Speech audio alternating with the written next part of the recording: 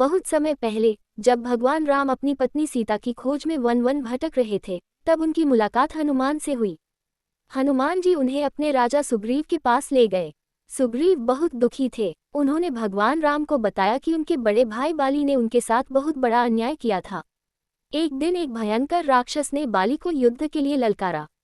बाली उस राक्षस के पीछे एक गुफा में चले गया और सुग्रीव को बाहर इंतजार करने को कहा। कई दिनों तक बाली बाहर नहीं आया।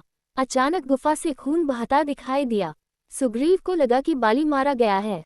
डर और दुख में सुग्रीव ने गुफा का द्वार पत्थर से बंद कर दिया और वापस राज्य लौट आया। मंत्रियों ने उसे राजा बना दिया, लेकिन कुछ समय बाद बाली जीवित लौट आए।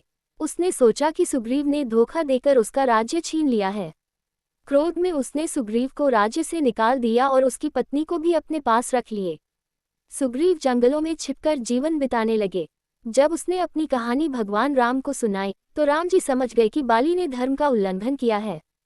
किसी छोटे भाई की पत्नी को अपने पास रखना बहुत बड़ा अधर्म माना जाता था। साथ ही बाली अपनी शक्ति का गलत उपयोग कर रहा था। भगवान राम ने सुग्रीव से मित्रता की और वचन दिया कि वे उसका न्याय दिलाएंगे। फिर सुग्रीव ने बाली को युद्ध के लिए ललकारा। दोनों भाइयों के बीच भयंकर युद्ध शुरू हुआ। दोनों इतने समान दिखते थे कि पहले राम जी पहचान नहीं पाए और तीर नहीं चलाया। दूसरी बार सुग्रीव ने अपने गले में फूलों की माला पहनी।